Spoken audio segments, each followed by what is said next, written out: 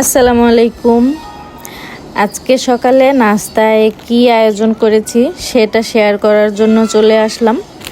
আজকে ছিল আমার খুবই পছন্দের একটি নাস্তা।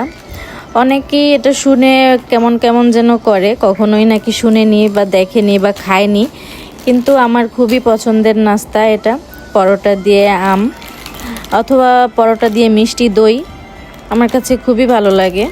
অনেকেই শুনেছি এটা নাকি কখনো শুনেনি যে আম দিয়ে রুটি খেতে কেমন লাগে আর কি, সেটা তারা কখনো চিন্তা করেনি যে আম দিয়ে রুটি খাওয়া যায়।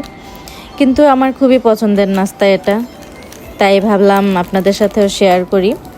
তো আম রুটির সাথে সাথে ছিল কফি। যেহেতু কাজে যাওয়ার জন্য খুব ভোরে উঠতে হয়, এজন্য কফিটা না খেলেই হয় না।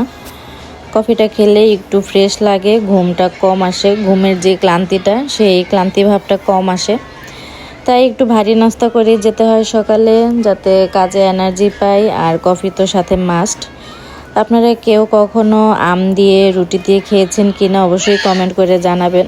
আর কার কাছে কেমন লাগে সেটাও অবশ্যই কমেন্ট করে জানাতে ভুলবেন না। আর কেউ যদি কখনো না খেয়ে থাকেন তাহলে আমি বলবো অবশ্যই একবার হলেও ট্রাই করে দেখবেন, এটা খেতে খুবই মজার হয়।